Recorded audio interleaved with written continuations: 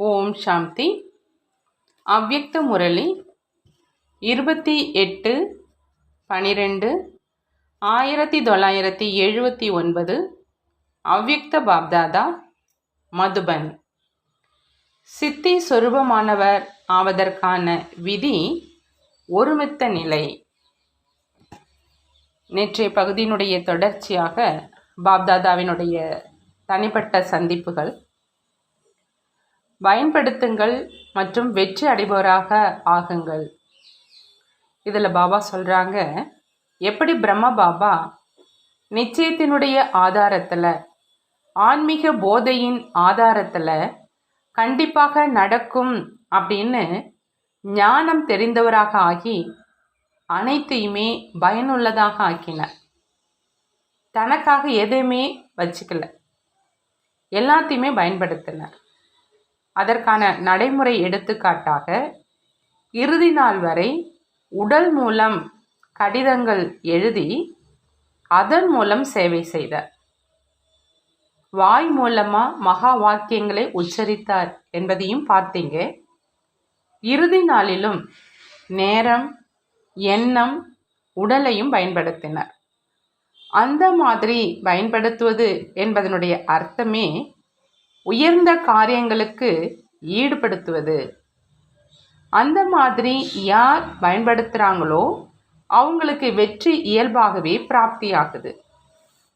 வெற்றி அடைவதற்கான விசேஷ ஆதாரமுமே ஒவ்வொரு வினாடி, ஒவ்வொரு மூச்சு, ஒவ்வொரு பொக்கிஷத்தையும் பயனுள்ளதாக ஆக்குவது. எண்ணம், சொல், காரியம், சம்பந்தம், தொடர்பு, இந்த எதிலேயும் வெற்றியை அனுபவம் செய்ய விரும்புகிறீங்க அப்படின்னா தனக்காகவும் மேலும் மற்ற ஆத்மாக்களுக்காகவும் பயன்படுத்தி கொண்டே இருங்க. வீணாக செல்ல விடாதீங்க. பிறகு தானாகவே வெற்றியினுடைய குஷியின் அனுபவம் செய்து கொண்டே இருப்பீங்க. ஏன்னா பயனுள்ளதாக ஆக்குவது அப்படின்னா தற்சமயத்துக்காக வெற்றி அடைபவர் ஆவது, மேலும் எதிர்காலத்துக்காக சேமிப்பு செய்வது. சேவையில் வெற்றி அடைவதற்காக சமர்ப்பண உணர்வு, மேலும் கவலையற்ற நிலை வேணும். சேவையில் என்னுடையது அப்படிங்கிற உணர்வு கலந்துடக்கூடாது. எந்த ஒரு விஷயத்தின் கவலையும் இருக்க வேண்டாம் அப்படின்னு பாபா சொல்கிறார். ஏன்னா கவலைப்படுறவங்க சக்தியையும் வீணாக இழக்கிறாங்க, மேலும் செய்ய வேண்டிய வேலையையும் இழந்துடுறாங்க. அவர் எந்த வேலைக்காக கவலைப்படுறாரோ அந்த வேலையும் கெட்டு போயிடும். இரண்டாவது, எப்போ வெற்றி அடைபவராக ஆவதற்கான வழி ஒரு பலம் மற்றும் ஒருவர் மேல் உள்ள நம்பிக்கை. நிச்சயம் எப்பொழுதுமே கவலையற்றவராக ஆக்குது. மேலும் கவலை அற்ற நிலை உள்ளவங்க என்னென்ன காரியம் செய்வாங்களோ அது அவசியம் வெற்றி அடையும் அப்படின்னு சொல்கிறாங்க பாபா. எப்படி பிரம்ம பாபா திட எண்ணம் மூலமாக ஒவ்வொரு காரியத்திலும் வெற்றி அடைந்தார். திடத்தன்மை வெற்றியினுடைய ஆதாரமாக இருந்தது.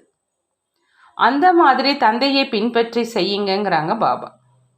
ஒவ்வொரு பொக்கிஷத்தையும், குணங்களையும், சக்திகளையும் காரியத்தில் ஈடுபடுத்தினீங்க அப்படின்னா அதிகரித்து கொண்டே இருக்கும். மிச்சப்படுத்தும் விதி, சேமிக்கும் விதியை கடைப்பிடிச்சிங்க அப்படின்னா வீணானதனுடைய கணக்கு இயல்பாகவே பரிவர்த்தனை ஆகி பயனுள்ளதாக ஆயிடும். தந்தை மூலமாக என்னென்ன பொக்கிஷங்கள் கிடைச்சிருக்குதோ அவற்றை தானம் செய்யுங்க. ஒரு பொழுதும் கனவுல கூட தவறுதலாக பிரபு கொடுத்ததை தன்னுடையது அப்படின்னு நினைக்காதீங்க. என்னுடைய இந்த குணம், என்னுடைய சக்தி அப்படிங்கிற இந்த என்னுடையது வருவது அப்படின்னா பொக்கிஷங்களை இழப்பது அப்படின்னு பாபா சொல்கிறாங்க. தன்னுடைய ஈஸ்வரிய சமஸ்காரங்களையும் பயன்படுத்தினீங்க அப்படின்னா வீணான சமஸ்காரம் தானாகவே போயிடும்.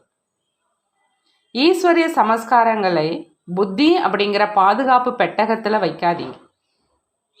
காரியத்தில் ஈடுபடுத்துங்க, பயன்படுத்துங்க. பயன்படுத்துவது அப்படின்னா சேமிப்பது அல்லது அதிகரிப்பது. மனதின் எண்ணம் மூலம் பயன்படுத்துங்க, வாய்மொழி மூலம் பயன்படுத்துங்க, உறவு தொடர்பு மூலம், காரியம் மூலம், தன்னுடைய சிரேஷ்ட பழக்கத்தின் மூலம் தன்னுடைய மிக சக்திசாலியான உள் உணர்வு மூலம் பயனுள்ளதாக ஆக்குங்க. பயன்படுத்துவதுதான் வெற்றிக்கான சாவி. உங்ககிட்ட நேரம் மற்றும் எண்ணம் அப்படிங்கிற சிரேஷ்ட பொக்கிஷங்கள் என்ன இருக்குதோ அவற்றை குறைந்த செலவில் மிகுந்த பலன் அப்படிங்கிற விதி மூலமாக பயனுள்ளதாக ஆக்குங்க அப்படிங்கிறாங்க பாபா. பாபா சொல்கிறாங்க, எண்ணத்தினுடைய செலவு குறைவாக இருக்கணும், ஆனால் பிராப்தி அதிகமாக இருக்கணும். ஒரு சாதாரண நபர் 2-4 நிமிடங்கள் எண்ணத்தை ஓட வச்சதுக்கப்புறம் யோசித்ததுக்கப்புறம் வெற்றி மற்றும் பிராப்தி என்ன செய்ய முடியுமோ அதை நீங்கள் ஓரிரு வினாடியில் செய்ய முடியும். அந்த மாதிரியே பேச்சு மற்றும் செயலை குறைவாக செலவழித்து வெற்றி அதிகமாக இருக்கணும் அப்படிங்கிறாங்க பாபா. அப்போ தான் அதிசயம் அப்படின்னு மகிமை செய்யப்படும். ஆகையினால உங்ககிட்ட என்னென்ன செல்வங்கள் இருக்குது, நேரம், எண்ணம், மூச்சு, உடல், மனம், பணம் அனைத்தையுமே பயனுள்ளதாக ஆக்குங்க, வீணாக இழக்காதீங்க அப்படின்னு பாபா சொல்கிறாங்க. பிற்கால தேவைக்காக பாதுகாத்தும் வைக்காதீங்க. ஞானம் மற்றும் சக்திகளின் செல்வத்தை ஒவ்வொரு நேரமும் என்னுடையது என்பதிலிருந்து விலகியராகி பயன்படுத்தினீங்க அப்படின்னா சேமிப்பு ஆகிக்கொண்டே இருக்கும். பயன்படுத்துவது அப்படின்னா பல மடங்கு வெற்றியை அனுபவம் செய்வது. யார் நேரத்தை பயனுள்ளதாக ஆக்குறாங்களோ அவங்க நேரத்தின் பயன்படுத்தியதனுடைய பலன் சொரூபமாக ராஜ்ய பாக்கியத்தின் முழு காலமும் ராஜ்ய அதிகாரியாக ஆக்குறாங்க. யார் மூச்சை பயனுள்ளதாக ஆக்குறாங்களோ அவங்க அநேக ஜென்மங்கள் நிரந்தரமாக ஆரோக்கியமாக இருப்பாங்க. ஒருபொழுதும் திடீரென மூச்சு நின்றுடாது, மாரடைப்பு ஏற்படாது. யார் ஞான பொக்கிஷத்தை பயனுள்ளதாக ஆக்குறாங்களோ அவங்க எதிர்காலத்தில் அநேக மந்திரங்களிடம் ஆலோசனை கேட்க வேண்டாத அளவுக்கு புத்திசாலியாக ஆகிடுறாங்கன்னு பாபா சொல்கிறாங்க. அவங்களே புத்திசாலி ஆகி ராஜ்யத்தை நடத்தி வைக்கிறாங்க. யார் அனைத்து சக்திகளினுடைய பொக்கிஷத்தை பயனுள்ளதாக ஆக்குறாங்களோ, அதாவது அவற்றை காரியத்தில் ஈடுபடுத்துகிறாங்களோ, அவர் அனைத்து சக்திகள் நிரம்பியவராகிறார். அவருடைய எதிர்கால ராஜ்யத்தில் எந்த சக்தியினுடைய குறை இருக்காது. அனைத்து சக்திகளும் இயல்பாகவே இடைவிடாது உறுதியாக தடையற்று காரியத்தினுடைய வெற்றியை அனுபவம் செய்விக்கும். யார் அனைத்து குணங்களினுடைய பொக்கிஷத்தை பயனுள்ளதாக ஆக்குறாங்களோ அவங்க அந்த மாதிரி குணம் நிறைந்தவராக ஆகிடுறாங்க. அதனுடைய பலனாக இந்த கடைசி ஜென்மத்திலும் அவருடைய ஜட விக்கிரகத்துக்கு அனைத்து குணங்கள் நிரம்பிய தேவதையே அப்படிங்கிற ரூபத்தில் மகிமை பாடப்படும்.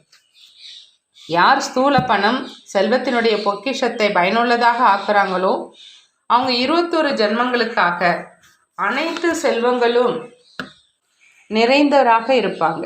ஆகையினால பயன்படுத்துங்க சேவையில், மேலும் வெற்றி அடைபவராக ஆகுங்க அப்படின்னு பாபா சொல்கிறாங்க. அடுத்து பாபா சொல்கிறாங்க, திருப்தி மணி ஆகி சதா திருப்தியாக இருங்க, மேலும் அனைவரையும் திருப்திப்படுத்துங்க. இந்த முழு வருடத்திலும் ஒவ்வொரு குழந்தையும் யாரை சந்தித்தாலும் அவங்களுக்கு திருப்தியினுடைய சகயோகம் கொடுக்கணும் அப்படின்னு பாப்தாதா விரும்புகிறாங்க. சுயம் அவரும் திருப்தியாக இருக்கணும், மேலும் மற்றவர்களையும் திருப்திப்படுத்தணும். இந்த சீசனுடைய சுவமானம், அதாவது சுயமரியாதை திருப்தி மணி. ஆகையினால எப்பொழுதும் திருப்தியாக இருக்கணும், மேலும் திருப்திப்படுத்தணும். இந்த சோமானத்தினுடைய சீட்டில் எப்பொழுதும் ஒருமித்து அமர்ந்திருக்கணும்னு சொல்கிறாங்க பாபா. இன்றைய காலத்தில் டென்ஷன், அதாவது மன அழுத்தம் மற்றும் பிரச்சனைகள் அதிகம் இருக்குது. இந்த காரணத்தினால திருப்தியின்மை அதிகரித்து கொண்டே இருக்குது. அந்த மாதிரி நேரத்தில் திருப்தி மணிகள் நீங்கள் அனைவரும் தன்னுடைய திருப்தியின் பிரகாசம் மூலம் மற்றவர்களையும் திருப்தியாக இருப்பவராக ஆக்குங்கிறாங்க பாபா. முதல்ல தன் மீது தான் திருப்தியாக இருங்க, பிறகு சேவையில் திருப்தியாக இருங்க, பிறகு சம்பந்தத்தில் திருப்தியாக இருங்க. அப்போ தான் திருப்தி மணி அப்படின்னு சொல்லுவோங்கிறாங்க. குழந்தைகளை நிரந்தர உண்மையான சேவாதாரி ஆக்குங்க அப்படின்னு பாப்தாதா சொல்கிறாங்க. ஆனால் பெயர் சேவையாக இருக்குது. மேலும் அவரே டிஸ்டர்ப் ஆக இருக்கிறார், நிலை குலைந்து போகுவராக இருக்கிறார். மற்றவர்களையும் டிஸ்டர்ப் செய்கிறார் அப்படின்னா அந்த மாதிரியான சேவையை செய்யாமல் இருப்பது நல்லதுன்னு சொல்கிறாங்க. ஏன்னா சேவையினுடைய விசேஷ குணம் திருப்தி. தன் மீதோ தொடர்பில் வர்றவங்க மீதோ திருப்தி இல்லை அப்படின்னா அந்த சேவை தனக்கும் பலனை பிராப்தி செய்விக்காது, மேலும் மற்றவருக்கும் செய்விக்காதுன்னு பாபா சொல்கிறார். ஆகையினால முதல்ல அவர் தன்னை திருப்தி மணியாக ஆக்கி பிறகு சேவையில் வர்றார் அப்படின்னா அது நல்லது. இல்லை அப்படின்னா வெளியில் தெரியாத சுமை ஏறுது. மேலும் அந்த சுமை பறக்கும் கலையில் தடைரூபம் ஆகிறது. எப்போ தடையற்றவராக, எப்பொழுதும் தடையை அழிப்பவராக, மேலும் எப்பொழுதும் திருப்தியாக இருப்பது, மேலும் அனைவரையும் திருப்தியானவராக ஆக்குவது அப்படிங்கிற சான்றிதழை தான் சேவாதாரிகள் பெற்றுக்கொண்டே இருக்கணும். இந்த சான்றிதழ் பெறுவது அப்படின்னா சிம்மாசனதாரி ஆவது. எப்பொழுதும் திருப்தியாக இருந்து அனைவரையும் திருப்திப்படுத்தணும் அப்படிங்கிற இந்த லட்சியத்தை வைங்க. எந்த ஆத்மாவுக்கு அனைத்து பிராப்திகளினுடைய அனுபவம் ஆகுமோ அவர் எப்பொழுதும் திருப்தியாக இருப்பார். அவங்களுடைய முகத்தில் எப்பொழுதும் மகிழ்ச்சியினுடைய அடையாளம் தென்படும். சேவாதாரி எப்போ தன் மீதும் மேலும் மற்றவர்கள் மீதும் திருப்தியாக இருக்கிறாங்களோ அப்போ சேவையினுடைய சகயோகத்தின் ஊக்கம் உற்சாகம் இயல்பாக இருக்கும்னு சொல்கிறாங்க பாபா. சொல்லவும் செய்விக்கவும் வேண்டியது இருக்காது. திருப்தி சுலபமாகவே ஊக்கம் உற்சாகத்தில் கொண்டு வருது. சேவாதாரிக்கு விசேஷமாக திருப்தியாக இருக்கணும் மற்றும் திருப்திப்படுத்தணும் அப்படிங்கிற இந்த லட்சியம்தான் இருக்கணும். எந்தளவு தன்னை அனைத்து பிராப்திகளினால் நிரம்பியவர் அப்படின்னு அனுபவம் செய்வீங்களோ அந்த அளவு திருப்தியாக இருப்பீங்க. ஒருவேளை கொஞ்சமாவது குறைவின் உணர்தல் ஏற்படுது அப்படின்னா எங்கு குறை இருக்குமோ அங்கு அதிருப்தி இருக்கும். நம்முடைய ராஜ்யமும் இல்லைதான். ஆகினால கொஞ்சம் கடும் உழைப்பு செய்ய வேண்டி இருக்குது. ஆனால் இங்கு பிரச்சனையும் விளையாட்டாக ஆயிடுச்சு. தைரியம் வைக்கிறதுனால தேவையான நேரத்தில் சகயோகம் கிடைச்சிடுது. ஆகையினால தன்னுடைய திருப்தியின் கூடவே தன்னுடைய உயர்ந்த நிலை மூலமாக அனைவருக்கும் திருப்தியினுடைய சகயோகம் கொடுங்க. செய்விப்பவர் செய்வித்து கொண்டிருக்கிறார், நான் ஒரு கருவியாக ஆகி மட்டும் செய்து கொண்டிருக்கிறேன் அப்படிங்கிற இந்த நினைவில் இருந்து தான் சேவாதாரியினுடைய இந்த நினைவில் இருப்பது தான் சேவாதாரியினுடைய விசேஷம் அப்படின்னு பாபா சொல்கிறார். இதன் மூலமாக சேவையில் மற்றும் சுய முயற்சி செய்வதில் எப்பொழுதும் திருப்தியாக இருப்பீங்க. மேலும் யாருக்கு பொறுப்பாளர் ஆவீங்களோ அவங்களிடமும் கூட திருப்தி இருக்கும். எப்பொழுதும் திருப்தியாக இருப்பது, மேலும் மற்றவர்களை திருப்தியாக வைத்துக்கொள்வது, இதுதான் விசேஷம். பிராமணன் அப்படின்னா பாபா சொல்கிறாங்க அறிவாளி அப்படின்னு. அவங்க எப்பொழுதும் தானும் திருப்தியாக இருப்பாங்க, மேலும் மற்றவர்களையும் திருப்தியாக வச்சுப்பாங்க. ஒருவேளை மற்றவங்க அதிருப்திப்படுத்துறதுனால அதிருப்தியாக இருக்கிறாங்க அப்படின்னா சங்கமிக பிராமண வாழ்க்கையின் சுகத்தை பெற முடியாது. சக்தி சொருபமாகி மற்றவர்களுடைய வாயு மண்டலத்திலிருந்து தன்னை விலக்கிக் கொள்வது, அதாவது தன்னை பாதுகாத்து கொள்வது என்ற இதுதான் இந்த லட்சியத்தை பிராப்தி செய்வதற்கான வழி அப்படின்னு பாபா சொல்கிறாங்க. யார் உள்ளபூர்வமாக சேவை செய்கிறாங்க மற்றும் நினைவு செய்கிறாங்களோ அவங்களுக்கு உழைப்பு குறைவாகவும் மேலும் திருப்தி அதிகமாகவும் இருக்கும். மேலும் உள்ளத்தின் அன்பினால் நினைவு செய்வதில்லை, ஆனால் ஞானத்தின் ஆதாரத்தினால மட்டும் புத்தியால் நினைவு செய்கிறாங்க மற்றும் சேவை செய்கிறாங்க அப்படின்னா அவங்களுக்கு அதிக உழைப்பு செய்ய வேண்டியதாக இருக்கும். திருப்தி குறைவாக இருக்கும். வெற்றி கிடைத்து விட்டாலும் கூட உள்ளத்தின் திருப்தி குறைவாக இருக்கும். நல்லதாகத்தான் நடந்தது, ஆனால் இருந்தாலும் அப்படின்னு கூறிக்கிட்டே இருப்பாங்க. மேலும் உள்ளபூர்வமானவங்க எப்பொழுதும் திருப்தியின் பாடலை பாடிக்கிட்டே இருப்பாங்கன்னு பாபா சொல்கிறாங்க. ஒருவேளை திருப்தியான ஆத்மாவாக இல்லை அப்படின்னா உடலினுடைய பசி உள்ளவராக இருந்தாலும் மனதனுடைய பசி இருந்தாலும் கூட எவ்வளோதான் கிடைத்தாலும் திருப்தியான ஆத்மாவாக இல்லாத காரணத்தினால எப்பொழுதுமே அதிருப்தியாக இருப்பார். ராயல் ஆத்மாக்கள் எப்பொழுதும் சிறிதளவு கிடைத்தாலும் கூட நிரம்பி இருப்பாங்க. எங்கு நிரம்பி இருக்குதோ அங்கு திருப்தி இருக்கும். எந்த சேவை திருப்தி இல்லாதவராக ஆக்குகிறதோ அது சேவையே இல்லை. சேவையினுடைய அர்த்தமே வெண்ணெய் கொடுக்கக்கூடிய சேவை. ஒருவேளை சேவையில் திருப்தியின்மை இருக்குது அப்படின்னா சேவையை விட்டுடுங்க. ஆனால் திருப்தியை விடாதீங்கன்னு சொல்கிறாங்க பாபா. எப்பொழுதும் எல்லைக்குட்பட்ட விருப்பங்களில் இருந்து விலகி நிரம்பி இருந்தீங்க அப்படின்னா சமமாக ஆயிடுவீங்க. சங்கமயுகத்தினுடைய விசேஷ வரதானம் திருப்தியாக இருப்பது. இந்த திருப்தியினுடைய விதை அனைத்து பிராப்திகள். திருப்தியின்மையினுடைய விதை ஸ்தூலமான சூட்சமமான பிராப்தியின்மை. திருப்தியினுடைய விதை அனைத்து பிராப்திகள். திருப்தியின்மையினுடைய விதை ஸ்தூலமான சூட்சமமான பிராப்தியின்மை அப்படின்னு சொல்கிறாங்க பாபா.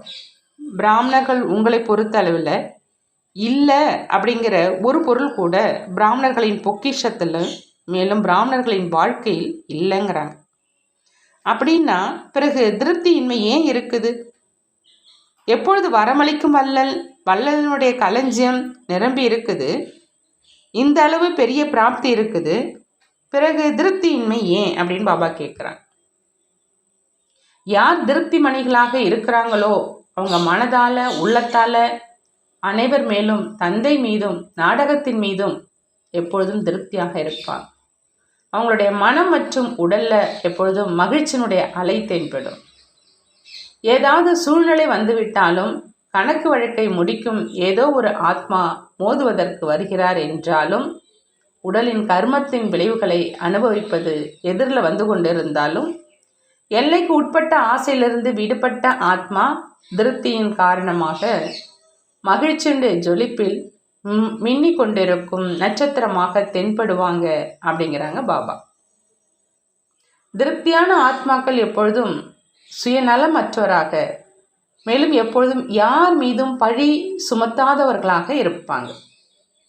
மற்ற யார் மீதும் பழி சுமத்த மாட்டாங்க. பாக்கியத்தை உருவாக்குறவங்க மேலும் நாடகத்தின் மீதும் மற்றவர்களின் மீதும் என்னுடைய உடலே அப்படித்தான் என்று உடலின் கணக்கு வழக்கு மேலும் அப்படி குறை சொல்ல மாட்டாங்க. அந்த மாதிரி எப்பொழுதும் சுயநலமற்றவராக குறை கூறாத உள் உணர்வு பார்வை உள்ளவராக இருப்பாங்கன்னு சொல்கிறாங்க பாபா. சங்கமயுகத்தினுடைய விசேஷம் திருப்தி. இதுதான் பிராமண வாழ்க்கையின் விசேஷ பிராப்தின்னு பாபா சொல்கிறாங்க.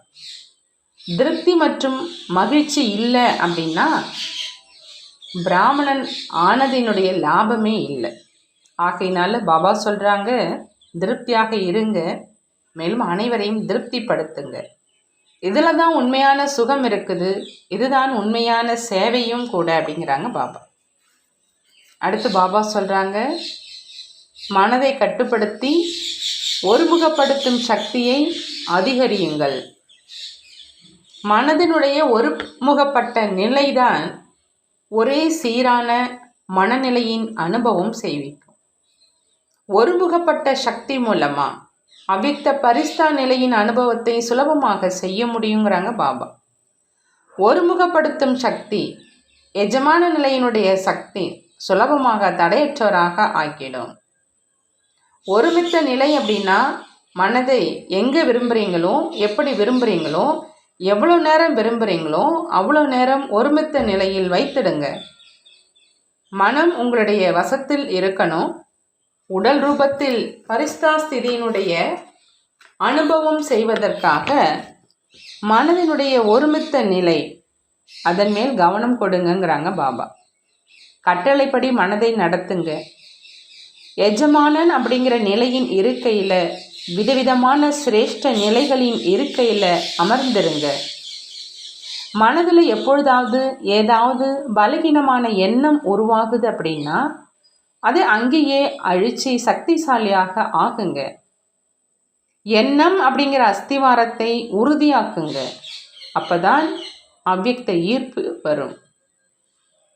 அதாவது உடலுக்கு அப்பாற்பட்ட ஈர்ப்பு வரும்னு சொல்கிறாங்க பாபா. மனதினுடைய ஒருமித்த நிலைக்காக ஒவ்வொரு வினாடியும் நாடகம் அப்படிங்கிற தண்டவாளத்தில் சென்று கொண்டே இருங்க. எந்த முறையில் எப்படி நாடகம் சென்று கொண்டு இருக்குதோ அதன் கூடவே மனதினுடைய நிலையும் சென்று கொண்டே இருக்கட்டும். கொஞ்சம் கூட ஆட வேண்டாம். மனம் அதாவது எண்ணத்தினுடைய சக்தியை நிறுத்துவதற்கும் மேலும் வளைப்பதற்கும் பலம் இருக்கணும். இதன் காரணமாக புத்தியினுடைய சக்தி வீணாக செல்லாதுன்னு சொல்கிறாங்க பாபா. சக்தி சேமிப்பாகிடும். எந்த அளவு மனம் புத்தியினுடைய சக்தி சேமிப்பாகுமோ அந்த அளவு பகுத்தறியும் மற்றும் நிர்ணயம் செய்யும் சக்தி அதிகரிக்கும். மனதை கட்டுப்படுத்துவதற்காக மனதை அர்ப்பணம் செய்து முழுமையாக சமர்ப்பணம் ஆயிடுங்க. பிறகு மனது தனது அனுசாரம் எண்ணத்தை எழுப்ப முடியாது. யார் மனதையும் தந்தைக்கு கொடுத்துட்டாங்களோ அவங்க சுலபமாகவே மன்மனாபவ ஆயிடுவாங்க. மன்மனாபவ ஆகிறதுனால சுலபமாகவே பற்றுதலை வென்றவர் ஆயிடுவாங்க. மனதை சமர்ப்பணம் செய்வது என்றால் வீணான எண்ணங்கள், தீய எண்ணங்களை சமர்ப்பணம் செய்வது. எப்பொழுது மனதில் ஏதாவது எண்ணம் எழுது அப்படின்னா அதில் உண்மை மற்றும் தெளிவு இருக்கட்டும்.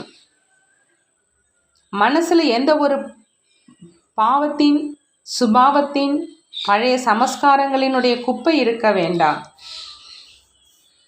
யார் அந்த மாதிரி உண்மையாக இருப்பாங்களோ அவங்க அனைவருக்கும் பிரியமானவராக இருப்பாங்கன்னு பாபா சொல்கிறாங்க. அந்த மாதிரி உண்மையானவர் மேல் தந்தையும் திருப்தியாக இருப்பாங்க. எப்படிப்பட்ட மனநிலையை உருவாக்க விரும்புகிறீங்களோ அப்படிப்பட்ட மனநிலையை உருவாக்க மனப்பயிற்சி கொடுக்கணும். ஒரு நொடியில் சப்தத்தில் வரணும், ஒரு நொடியில் சப்தத்திலிருந்து விலகி சென்றுடணும். ஒரு நொடியில் காரியம் செய்வதற்காக உடல் உணர்வில் வரணும், பிறகு ஒரு நொடியில் அசரீரி ஆகிடணும். எப்பொழுது இந்த பயிற்சி உறுதியாகிடுமோ அப்போது ஒவ்வொரு சூழ்நிலையையும் எதிர்கொள்ள முடியும். நேரத்துக்கு தகுந்த மாதிரி எண்ணங்களை சாரத்தில் கொண்டு வரும் சக்தியை கடைப்பிடிங்கன்னு பாபா சொல்கிறாங்க. எண்ணங்களுடைய விஸ்தாரம் அப்படிங்கிற படுக்கையை சுருட்டி கொண்டே செல்லுங்க. அப்போது மற்றவர்களுடைய எண்ணங்களையும் அறிந்து கொள்ள முடியும். கண்களுடைய சமிக்சை மூலமும் யாருடைய மனதின் உணர்வுகளையும் தெரிந்து கொள்வீர்கள். எப்படி பாப்தாதாவின் எதிரில் வர்றீங்க அப்படின்னா அவரிடம் எதையும் கூறாவிட்டாலும் கூட உங்களுடைய அனைவரின் மனதின் எண்ணம், மனதினுடைய பாவனையை தெரிந்துக்கிறார். அதே மாதிரி குழந்தைகள் நீங்களும் இந்த கடைசி பாடத்தை படிக்கணும். மனதை எங்கு ஈடுபடுத்த விரும்புகிறீங்களோ அது அங்கு ஈடுபட்டு இருக்கணும். மேலும் வேறு எங்கும் ஈடுபட வேண்டாம். மனதினுடைய எண்ணத்திலும் கூட மாயாவிடம் தோல்வி இருக்க வேண்டாங்கிறாங்க பாபா. அந்த மாதிரி நிலையை உருவாக்குவதற்காக முன்பாகவே சுத்தமான எண்ணங்களில் மனதை பிஸியாக வச்சுக்கிங்க. ஒருவேளை மனம் சுத்த எண்ணங்களினால் நிரம்பி இருக்குது அப்படின்னா வீணான எண்ணம் வர முடியாது, தோல்வி ஏற்பட முடியாது. சுத்தமான மற்றும் ஒருமுகப்பட்ட எண்ணங்களின் சக்தி மூலம் எப்படிப்பட்ட வாயுமண்டலத்தை மாற்ற முடியும்? எப்படி சிலர் தன்னுடைய வீட்டை அலங்கரிப்பதற்காக தன்னுடைய குழந்தை பருவத்திலிருந்தே தன்னுடைய விதவிதமான ரூபங்களினுடைய நினைவு சின்னங்களை வைப்பாங்க. அதே மாதிரி நீங்கள் உங்களுடைய மனம் அப்படிங்கிற கோயிலில் தன்னுடைய சம்பூர்ண சொரூபத்தின் மூர்த்தியை, எதிர்காலத்தின் அநேக ஜென்மங்களின் மூர்த்தியை தெளிவான ரூபத்தில் எதிரில் வைங்கிறாங்க பாபா. பிறகு வேறு எந்த பக்கமும் எண்ணம் செல்லாது. இயல்பாகவே ஒருமுகப்பட்ட நிலை ஆயிடும்.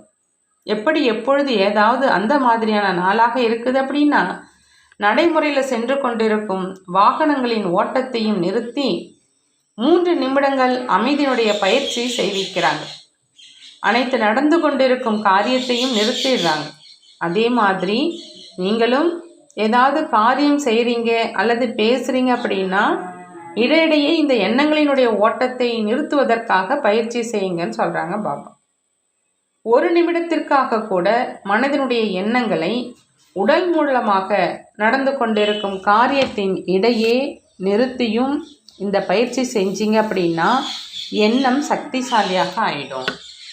யார் தன்னுடைய எண்ணங்களின் குழப்பம் மற்றும் தண்டனைகளிலிருந்து விடுபட்டு இருக்கிறாங்களோ அவங்க தான் மதிப்புடன் தேர்ச்சி அடைகிறாங்க. தர்மராஜனுடைய தண்டனைகளின் விஷயமோ பின்னால் வருவது. சில குழந்தைகள் தன்னுடைய தவறினால் தனக்கு தானே தண்டனை கொடுக்கிறாங்க. வீணான எண்ணங்களை உருவாக்கி அதில் குழப்பம் அடைஞ்சிடுறாங்க. பிறகு அழைக்கிறாங்க, குழப்பம் அடைகிறாங்க. இப்போ இதிலிருந்து விலகி இருப்பதற்கான உறுதிமொழி செய்ய சொல்கிறாங்க பாபா.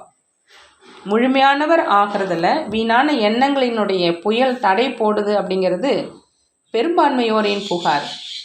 இந்த புகார் எப்பொழுது நீங்கள் தினசரி அமிர்த வேளையில் முழு நாள் நடவடிக்கைகளுக்காக நேரம் ஒதுக்கி டைரியை எழுதுவீங்களோ அப்போதான் முடிவடையும். எப்போ தனது மனதை ஒவ்வொரு நேரமும் முன்பாக ஒதுக்கப்பட்ட காரியத்தில் பிஸியாக வைத்து கொள்வீங்களோ அப்போ இடையில வீணான எண்ணத்திற்கான நேரமே இருக்காதுன்னு பாபா சொல்கிறாங்க. ஆகவே நேரத்தை முன்பதிவு செய்வதற்கான முறையை கற்றுக்குங்க. எந்த அளவு தந்தையின் சமநிலையின் அருகில் வந்து கொண்டே இருப்பீங்களோ அந்த அளவு அனைத்து ஆத்மாக்களின் மனதின் எண்ணங்களை உங்களால் உணர்ந்து கொள்ள முடியும். இதில் தன்னுடைய எண்ணங்களில் கலப்படம் மட்டும் இருக்கக்கூடாது. எண்ணங்களின் மேல் கட்டுப்படுத்தும் சக்தி வேணும். எப்படி வெளிமுகமாக நடக்கும் காரிய விவகாரங்களை கட்டுப்படுத்துறீங்க, அதே மாதிரி மனதின் எண்ணங்களின் காரிய நடவடிக்கைகளை கட்டுப்படுத்துங்கன்னு பாபா சொல்கிறாங்க. இதற்காக நான் ஒவ்வொரு நேரமும் ஒவ்வொரு வினாடியும் ஒவ்வொரு காரியம் செய்து கொண்டே மேடையில் இருக்கிறேன்.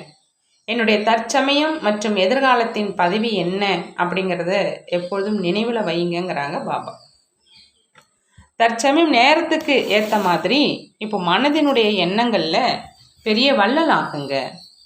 அப்போ தான் மனதின் எண்ணங்களின் மேல் ஒரு நொடியில் வெற்றி அடைபவராக ஆக முடியும்னு பாபா சொல்கிறாங்க. யார் எவ்வளவுதான் குழப்பமான எண்ணம் உள்ளவராக இருந்தாலும், அதாவது ஒரு நொடிக்காக கூட அவருடைய மனம் ஒரு எண்ணத்தில் நிலைத்திருக்க முடியல. அந்த மாதிரி குழப்பமான எண்ணம் உள்ளவரையும் தன்னுடைய வெற்றியினுடைய சக்தி மூலம் தற்காலிகமாக கூட அவரை அமைதியானவராக மற்றும் குழப்பமானவரை குழப்பமற்றவராக ஆக்கிடுங்க. பாபா சொல்கிறாங்க, யார் எவ்வளவுதான் குழப்பமான எண்ணம் உள்ளவராக இருந்தாலும், அதாவது ஒரு நொடிக்காக கூட அவருடைய மனம் ஒரு எண்ணத்தில் நிலைத்திருக்க முடியல, அந்த மாதிரி குழப்பமான எண்ணம் உள்ளவரையும் தன்னுடைய வெற்றியினுடைய சக்தி மூலம் தற்காலிகமாக கூட அவரை அமைதியானவராக மற்றும் குழப்பமானவரை குழப்பம் அற்றவராக ஆக்கிடுங்க. எப்போ உங்களுடைய எண்ணங்களில் ஒருமித்த நிலை வருமோ அப்போ எண்ணத்தின் மூலம் யாரையும் அழைக்க முடியும். யாருக்கும் எண்ணத்தின் மூலம் காரியம் செய்வதற்கான தூண்டுதல் கொடுக்க முடியும். எப்படி பொத்தானே அழுத்துவதனால தொலைக்காட்சியில் அனைத்து காட்சிகளும் எதிரில் வந்துடுது, அதே மாதிரி நீங்கள் யாருக்கு என்ன எண்ணம் வைப்பீங்களோ அதுவே அவருடைய புத்தியில் தெளிவான சித்திரமாக வரையப்பட்டுடும். இதற்காக ஸ்ரீமத்தின் என்னென்ன கட்டளை கிடைத்திருக்குதோ அதுவே எண்ணங்களே ஓடிக்கொண்டிருக்கணும். மேலும் வேறு எந்த கலப்படமும் இருக்கக்கூடாது.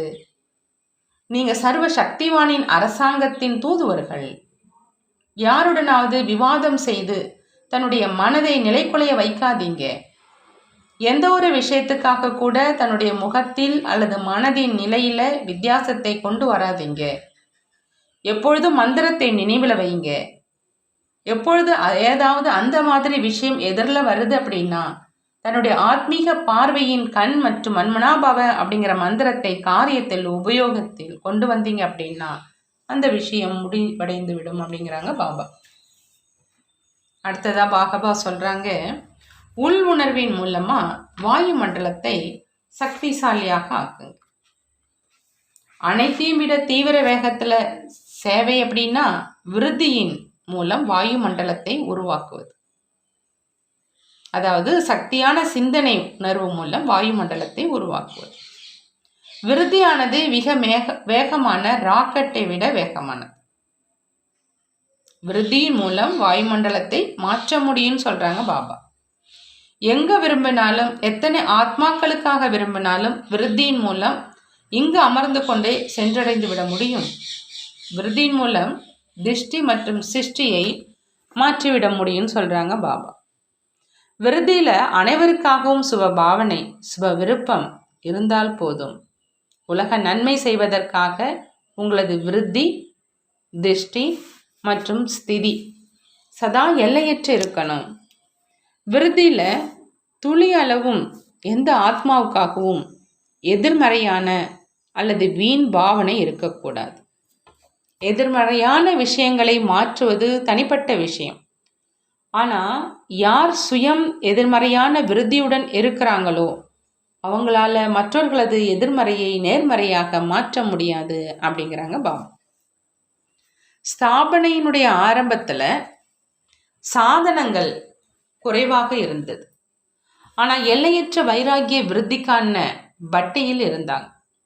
14 ஆண்டுகள் தபஸ்யா செய்தது எல்லையற்ற வைராகிய விருத்திக்கான வாயுமண்டலமாக இருந்தது.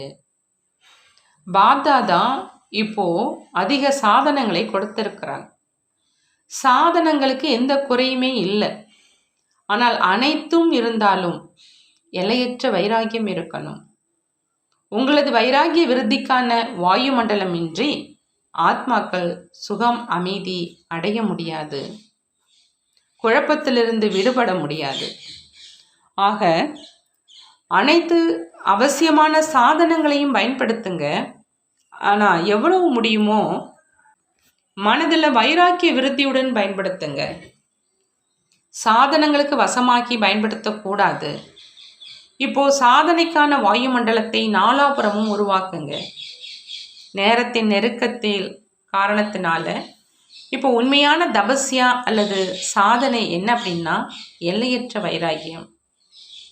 பாபா சொல்கிறாங்க, நிகழ்காலத்தில் உலகத்தில் ஒரு புறம் பிரஷ்டாச்சாரம் அதாவது தீச்செயல், துன்புறுத்துதல் அதாவது அத்தியாச்சாரம் அப்படிங்கிற அக்னி, மற்றொரு புறம் குழந்தைகளாகி உங்களது சக்திசாலியான யோகா அதாவது ஈடுபாடுங்கிற அக்னி எரிமலை மாதிரி இருப்பது அவசியம் பாபா சொல்கிறாங்க.